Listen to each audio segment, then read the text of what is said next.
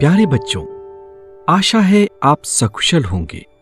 हमारे माइंड में अथाह शक्तियां हैं, लेकिन ये शक्तियां तभी सामने आती हैं जब हम जागरूक या माइंडफुल रहना सीख जाते हैं। अभी हम माइंडफुलनेस की एक ऐसी ही गतिविधि करने जा रहे हैं जिसके सहारे हम अपने माइंड की शक्ति को बाहर लाएंगे।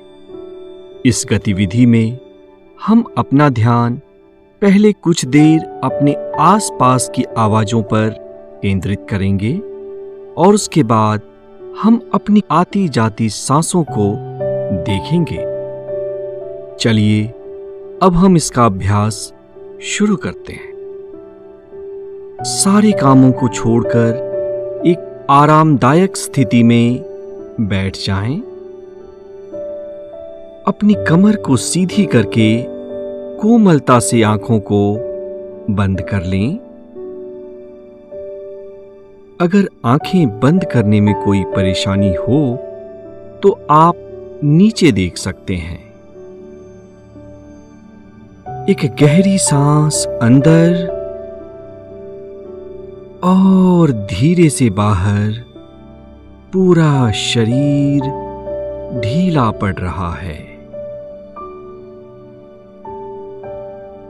एक और गहरी सांस अंदर और धीरे से बाहर। अब आप अपना ध्यान अपने आसपास से आ रही आवाजों पर ले जाएं। हो सकता है कुछ आवाज तेज है, कोई आवाज धीमी है। सिर्फ साक्षी बने। क्या कोई आवाज दूर से आ रही है? उसको भी सुनना शुरू करें।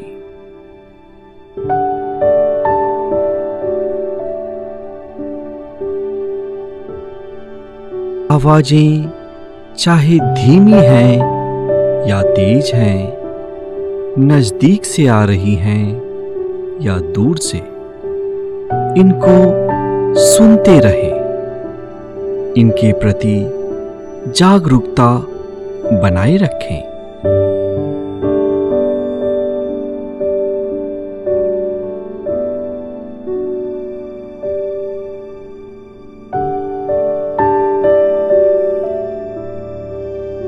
सांसों के ऊपर ले जाएं। अंदर आती सांस, बाहर जाती सांस, एक दृष्टा की भांति इसको देखते रहें।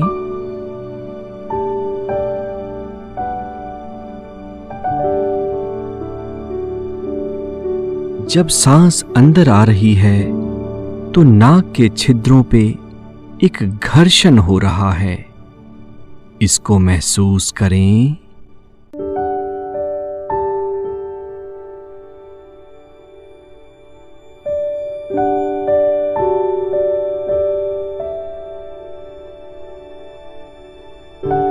दृष्टा की भांति सांसों को देखते रहें। सांसों के प्रति जागरूक बने रहें।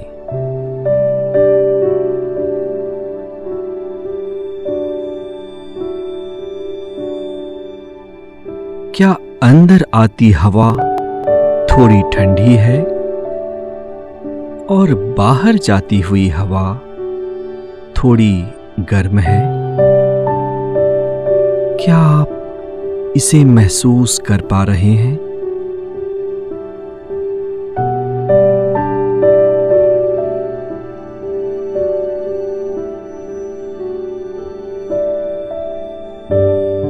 एक भी सांस आपकी अवेयरनेस से, जागरूकता से छूट ना जाए।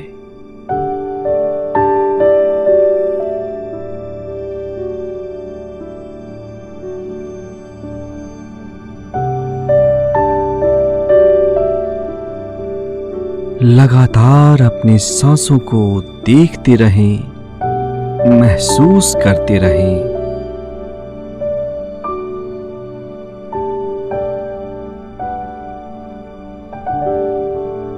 और अब धीरे धीरे एक बार फिर वातावरण के साक्षी हो जाएं।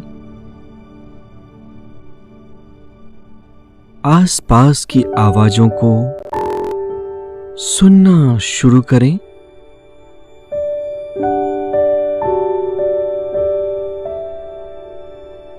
अपने शरीर के प्रति जागरूक बनें।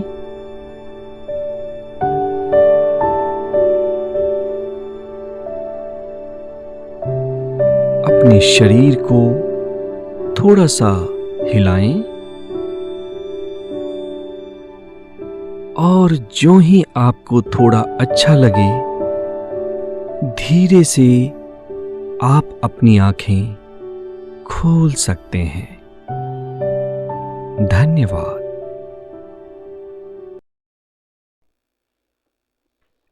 प्यारे बच्चों, अभी अभी आप सभी ने माइंडफुलनेस की क्लास की। आज की हैप्पीनेस के क्लास में हम सभी एक स्टोरी सुनेंगे, एक कहानी सुनेंगे जिसका नाम है पिकासो की पेंटिंग। कहानी का नाम क्या है? पिकासो की पेंटिंग। तो चलिए शुरू करते हैं। पिकासो स्पेन में जन्मे एक बहुत मशहूर चित्रकार थे। एक बार एक महिला पिकासो के पास जाकर बोली, सर, मैं आपकी बहुत बड़ी फैन हूँ, प्लीज मेरे लिए एक पेंटिंग बना दीजिए। पिकासो ने महिला से कहा कि वह फिर कभी उसकी पेंटिंग बना देंगे, परंतु वह महिला नहीं मानी और जिद पर अड़ गई। पिकासो उसे निराश नहीं करना चाहते थे, इसलिए मान गए। अपनी जेब से उन्होंने एक कागज निकाला और उस पर पेन से कुछ बनाने लगे। कुछ मिनट के बाद उन्होंने वह कागज महिला को देते हुए कहा, ये लो तुम्हारी पेंटिंग। पिकासो का धन्यवाद देकर वह वापस अपने घर आ गई। पेंटिंग इतनी शानदार थी कि उसके जहन से उतर नहीं पा रही थी। बिना समय गवाए वह पिकासो के पास पहुंची और बोली, सर, आपकी पेंटिंग बहुत ही शानदार है।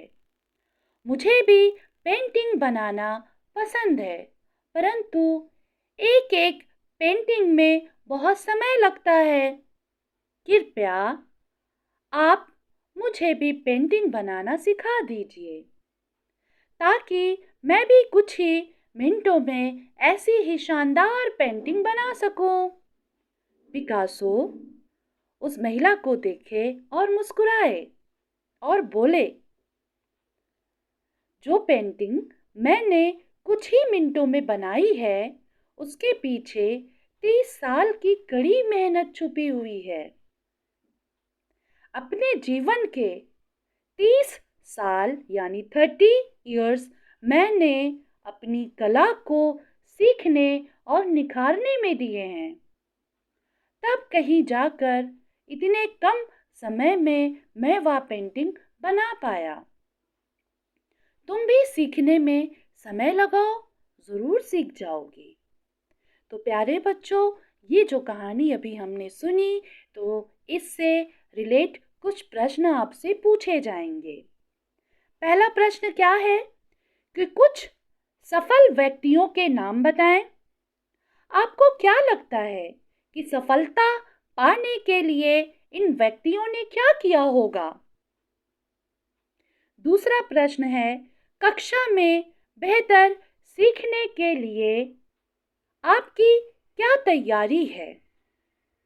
दूसरा प्रश्न, कक्षा में बेहतर सीखने के लिए आपकी क्या तैयारी है? इसके लिए आपको किस किस की मदद की आवश्यकता पड़ सकती है? तीसरा सवाल है, आप जीवन में क्या बनना चाहते हैं? उसके लिए आप क्या-क्या तैयारी कर रहे हैं? तो प्यारे बच्चों, इन प्रश्नों के सवाल जवाब आप अपनी टीचर्स को और अपनी कक्षा के सभी सहपाठियों के सामने इसका जवाब देंगे। Thank you.